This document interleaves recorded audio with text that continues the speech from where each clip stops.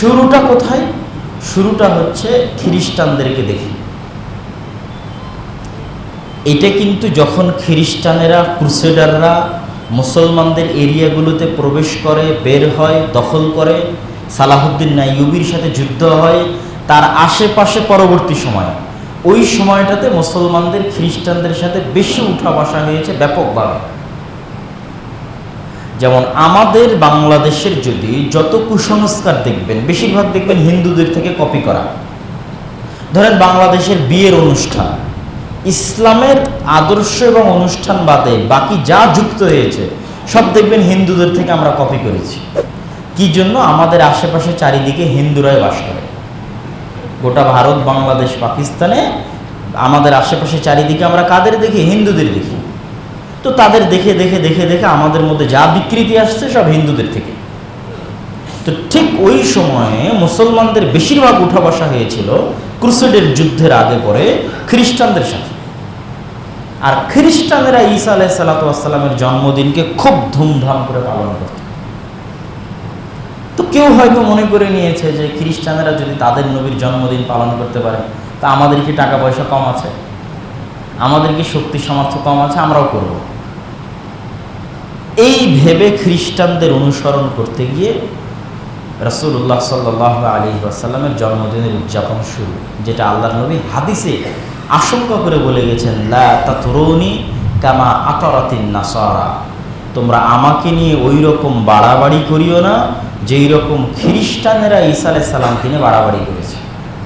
কিন্তু উম্মতে মুহাম্মাদি ওই গর্তেই পা দিয়ে দিয়েছে, যেই গর্তে খ্রিস্টানেরা পা দিয়েছে তাদের নবীকে নিয়ে বাড়াবাড়ি করতে গিয়ে। তাদের নবী নিয়ে বাড়াবাড়ি করতে করতে করতে করতে তারা তাদের নবীকে আল্লাহর সন্তান বানিয়ে দিয়েছে। নাউযুবিল্লাহি মিন যালিক।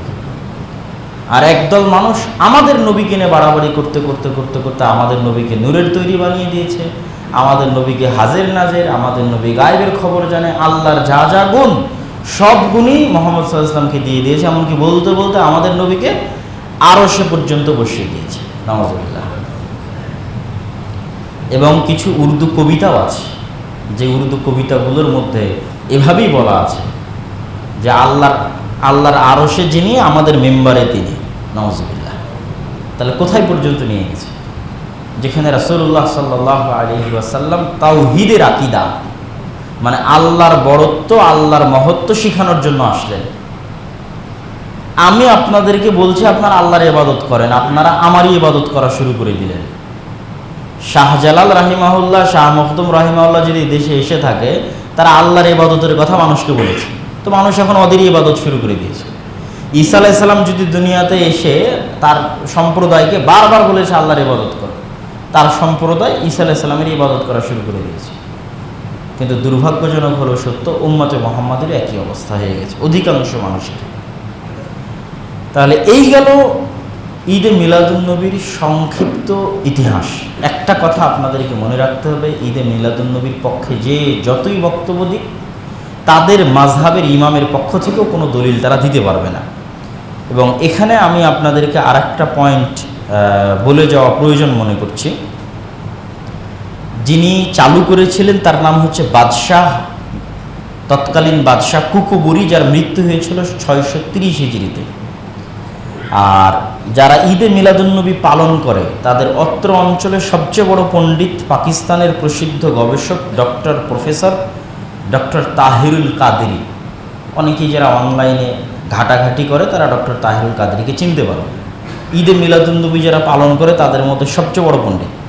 তিনিও তার মিলাদুন্নবী গ্রন্থের মধ্যে এই কথা স্বীকার করেছেন যে 600 হিজরির আগে ঈদে মিলাদুন্নবী কেউ উদযাপন করেনি, এবং শ্রেষ্ঠতম 300 হিজরি পর্যন্ত সাহাবীদের প্রজন্ম, তাবিঈদের প্রজন্ম, তাবিঈদের প্রজন্ম এবং খোলাফায়ে রাশিদিনের প্রজন্ম কেউ ঈদে মিলাদুন্নবী উদযাপন করেনি। এই মর্মে কোনো একটা জাল, কোনো একটা জয়ীফ, কোনো একটা সহি, কোনো রকমেরই বর্ণনা কেউ দিতে পারবে না। তো তাহলে তারা কি আল্লাহর নবীর সুন্নাতের অনুসরণ করতেন না? তাহলে তারা কি গোস্তাখে রাসূল ছিলেন, আল্লাহর নবীর অপমানকারী ছিলেন? আর আপনি আবু বকরের চেয়ে বেশি আল্লাহর নবীকে ভালোবাসেন, ওমরের চেয়ে বেশি আল্লাহর নবীকে ভালোবাসেন, উসমানের চেয়ে বেশি আল্লাহর নবীকে ভালোবাসেন? ওয়াল ইয়াজ বিল্লাহ। আচ্ছা, রাসূলুল্লাহ সাল্লাল্লাহু আলাইহি ওয়াসাল্লামের পক্ষ থেকে একটা হাদিস, যেই হাদিসটা স্পষ্ট করে আরও যে রাসূল সাল্লাল্লাহু আলাইহি ওয়াসাল্লামের জন্ম সোমবারে, রাসূল সাল্লাল্লাহু আলাইহি ওয়াসাল্লামের মৃত্যু সোমবারে, রাসূল সাল্লাল্লাহু আলাইহি ওয়াসাল্লামকে নবুয়ত দেওয়া হয়েছে সোমবারে। আবু কাতাদা আল আনসারী রাদিয়াল্লাহু তাআলা আনহু থেকে বর্ণিত, তিনি বলেন, সুইলা রাসূলুল্লাহ সাল্লাল্লাহু আলাইহি ওয়াসাল্লাম আন সাওমি ইয়াউমিল ইথনাইন। আল্লাহর নবী সোমবার এবং বৃহস্পতিবার সিয়াম পালন করতেন। তো বৃহস্পতিবার সিয়াম পালন করতেন সাপ্তাহিক আমল পেশ করার দিন, আর সোমবারের দিন সিয়াম পালন করার কথা বলতে গিয়ে তিনি বলেন, সোমবারের দিন আমার জন্ম, সোমবারের দিন আমার ওপর ওহী দেওয়া হয়েছে এবং সোমবারের দিনই আমাকে নবী তথা নবুয়ত প্রদান করা হয়েছে। আর ঐতিহাসিকভাবে প্রমাণিত যে আল্লাহর নবী সোমবারের দিনেই মারা গেছে। তো এই একটা দলিল, যেটা স্পষ্ট দলিল যে রাসূলুল্লাহ সাল্লাল্লাহু আলাইহি ওয়াসাল্লামের জন্ম সোমবারে, রাসূলুল্লাহ সাল্লাল্লাহু আলাইহি ওয়াসাল্লামকে নবুয়ত প্রদান করা হয়েছে সোমবারে এবং রাসূলুল্লাহ সাল্লাল্লাহু আলাইহি ওয়াসাল্লাম মারা গেছেন সোমবারে। আমরা আমাদের এই আলোচনার শেষে চলে আসি। বিদআত ইসলামে অনেক ভয়ঙ্কর এবং অনেক ভয়াবহ।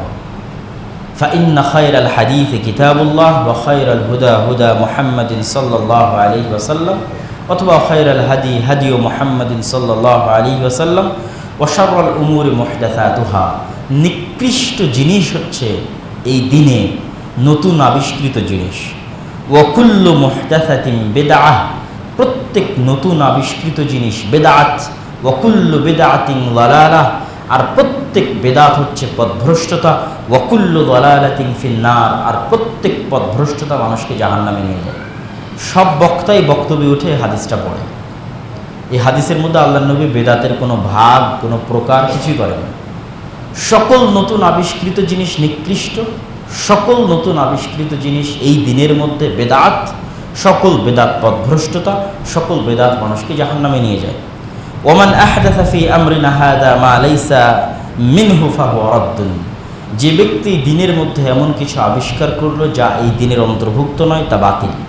মান আমিলা আমালান লাইসা আলাইহি আমরুনা ফাহুয়া রাদ্দুন, যে ব্যক্তি এমন কোনো কাজ করলো যেই কাজের উপর আমি মুহাম্মদ সাল্লাল্লাহু আলাইহি ওয়াসাল্লামের কোনো আদেশ নাই, তাহলে সেই কাজ বাতিল, সেই কাজ বাতিল। ইয়াকুম মুহদাসাতিল উমুর, তোমরা সাবধান নতুন আবিষ্কৃত জিনিস থেকে। ফাইন্না কুল্লা মুহদাসাতিন বিদআহ, কেননা প্রত্যেক নতুন আবিষ্কৃত জিনিস বেদাত এবং প্রত্যেক বেদাতি পথভ্রষ্টতা এবং প্রত্যেক পথভ্রষ্টতায় মানুষকে জাহান্নামে নিয়ে যাবে। ওয়া আন্না হাযা সিরাতি মুস্তাকিমা, আর এটি আমার পথ সিরাতে মুস্তাকিম। ফাত্তাবিউহু, তোমরা এই সিরাতে মুস্তাকিমের অনুসরণ করো। ওয়ালা তাত্তাবিউস সুবুলা, সিরাতে মুস্তাকিম বাদে আশেপাশের চতুর্দিকের অন্য কোনো পথ অবলম্বন করিও না। ফাতাফাররাকা বিকুম আন সাবিলিহি, তাহলে তোমরা পথ ভ্রষ্ট হয়ে যাবে। ইহদিনাস সিরাতাল মুস্তাকিম, হে আল্লাহ আপনি আমাদেরকে সিরাতে মুস্তাকিম দেখান। সিরাতাল্লাযীনা আনআমতা আলাইহিম, ওই রাস্তা যেই রাস্তার উপর তারা চলে গেছে যাদের উপর আপনি দয়া করেছেন।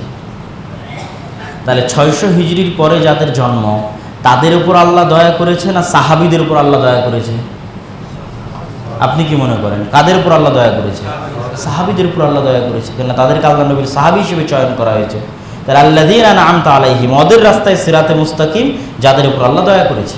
সাহাবীদের রাস্তা সিরাতে মুস্তাকিম, আবু বকর, ওমর, ওসমান, আলী যেই সুন্নাতের উপর ছিল আল্লাহর নবীর, সেটা সিরাতে মুস্তাকিম। তো যেহেতু সেই সময় ঈদে মিলাদুন্নবী ছিল না, সুতরাং ঈদে মিলাদুন্নবী সিরাতে মুস্তাকিমের বাইরে পথভ্রষ্ট রাস্তা, সিরাতে মুস্তাকিম নয়। যে রাস্তা মানুষকে কোথায় নিয়ে যাবে? জাহান্নামে নিয়ে যাবে। এখানে আমাদের মধ্যে একটা প্রশ্ন অনেক সময় দেখা দেয় যে তাহলে দুনিয়াবি যে বিষয়গুলো আবিষ্কার হয়েছে, আপনি তো ঠিকই বিমানে চড়ছেন, আপনি তো ঠিকই হেলিকপ্টারে মাইকে বক্তব্য দিচ্ছেন, ক্যামেরা দিয়ে ভিডিও করতেছেন, তাহলে কেন দিনের মধ্যে এগুলো কেন বেদাত নয়? দুনিয়ার ক্ষেত্রে হুকুম হচ্ছে হালাল এবং হারাম, আর দিনের ক্ষেত্রে হুকুম হচ্ছে সুন্নাত এবং বেদাত। অতি সহজ, অতি সিম্পল জিনিস। আপনাদের বোঝার ক্ষেত্রে এই ফর্মুলাটা যে কোনো জায়গায় ফেলে দিতে পারবেন যে হালাল হারাম এই হুকুমটা কিসের ক্ষেত্রে? দুনিয়ার ক্ষেত্রে। কিসের ক্ষেত্রে বলেন তো? দুনিয়ার ক্ষেত্রে। আর সুন্নাত আর বেদাত এই হুকুমটা কিসের ক্ষেত্রে? দিনের ক্ষেত্রে। সুন্নাত আর বেদাত এই হুকুমটা কিসের ক্ষেত্রে? দিনের ক্ষেত্রে। মানে এরকম ফতোয়া হবে না যে একসাথে হাত তুলে মোনাজাত করা হারাম, বরং ফতোয়া হবে একসাথে হাত তুলে মোনাজাত করা বেদাত। মানে এই জায়গায় হুকুম আরোপ হবে সুন্নাত অথবা বেদাত, কেননা এটা দিনের অংশ। আর হালাল আর হারামের হুকুম আরোপ হবে কোথায়? দুনিয়ার মধ্যে। তথা আপনার ব্যবসা বাণিজ্য, টাকা পয়সা যা বাইরে করতেছেন দুনিয়াবী জীবনে, ওগুলোর উপর হুকুম লাগবে হালাল না হারাম। হালাল হারামের ক্ষেত্রে মূলনীতি হচ্ছে আল্লাহর নবী যা হারাম করেছে তা বাদে সবই হালাল। এই জন্য উসুলে ফিকহে একটা কথা বলা হয়, আল আসলু আল হিল, আসল হচ্ছে হালাল, সবই হালাল। প্রত্যেক জিনিসের মধ্যে আসলটা হচ্ছে হালাল। হারাম অতটুকুই যতটুকু আল্লাহ হারাম করেছে, হারাম অতটুকুই যতটুকু আল্লাহর নবী হারাম করেছে। কিন্তু আসল কি? আসল হচ্ছে হালাল, সবই হালাল। আপনার চোখের সামনে আশেপাশে যা দেখছেন সবই হালাল, শুধু অতটুকুই হারাম যতটুকু আল্লাহ এবং আল্লাহর নবী হারাম করেছে। তাহলে আল্লাহর নবীর যুগে বিরিয়ানি ছিল না, আল্লাহর নবীর যুগে বার্গার ছিল না, পিৎজা ছিল না, আল্লাহর নবীর যুগে আপনারা বাঙালিরা যা খান এই ইলিশ মাছ আল্লাহর নবীর ওখানে ছিল না, আরও অনেক কিছু ছিল না, যেগুলো আপনারা নতুন নতুন দিন দিন আবিষ্কার করতেছেন। তাহলে মানুষ কিয়ামত পর্যন্ত যা আবিষ্কার করবে সবই হারাম, অতটুকুই হারাম যতটুকু আল্লাহর নবী হারাম করে গেছে। ব্যবসার যত ধরন আপনি বের করবেন সবই হালাল, যতক্ষণ না আল্লাহর নবীর ফরম্যাটের মধ্যে পড়ে যাচ্ছে যে এটা হারাম, এটা হারাম, এটা হারাম। ধোঁকা থাকলে হারাম, জুয়া থাকলে হারাম, এরকম অসংখ্য।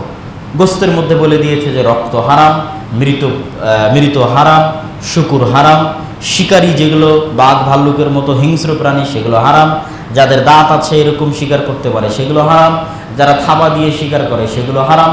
এখন এ বাদে যা আছে সবই তোমরা খাও, এ বাদে যা আছে তোমরা যত আইটেম তৈরি করতে পারো, যত আইটেম আবিষ্কার করতে পারো, জমিন থেকে উৎপাদন করতে পারো, সবই হালাল।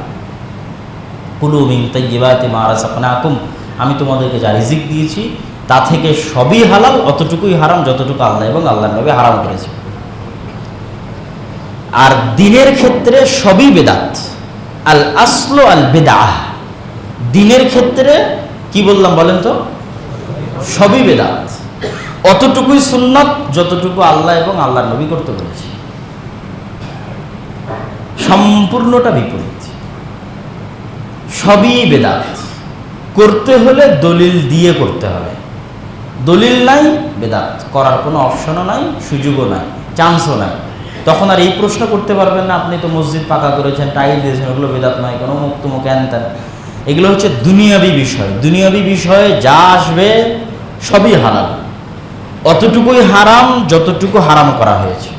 তথা দুনিয়ার ক্ষেত্রে হারামের দলিল লাগবে, আর দিনের ক্ষেত্রে করার জন্য দলিল লাগবে, আর দুনিয়ার ক্ষেত্রে বিরত থাকার জন্য দলিল লাগবে। দুনিয়ার ক্ষেত্রে আপনি বলতে পারবেন এটা হারাম কোথায় দলিল দেখাও, এটা বলতে পারবেন না যে হালাল কোথায় দলিল দেখাও, এটা বলতে পারবেন না। দুনিয়ার ক্ষেত্রে যদি আপনি বলেন এটা যে হালাল দলিল দেখাও, এই কথা চলবে না। আপনি এটা বলতে পারবেন হারাম কোথায় দলিল দেখাও, হালালের কোনো দলিল পাবেন না, সবই হালাল।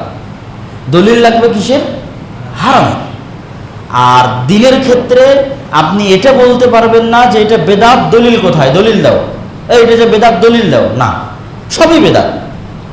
এখানে আপনি দলিল চাইবেন কিসের? সুন্নাত, যে তার দলিল দাও, যেটা দলিল আছে সেটা সুন্নাত, বাকি সবই বেদাত। এই সংক্ষিপ্ত মূলনীতি যদি আমরা বুঝে যাই তাহলে সুন্নাত, বেদাত এবং হালাল হারাম এই ধরনের মাসলা মাসাইলের ক্ষেত্রে আমাদের জন্য অনেক সহজ হবে। সম্মানিত উপস্থিতি, আলোচনার দ্বিতীয় অংশ, কোরআন শিক্ষার গুরুত্ব এবং তাৎপর্য।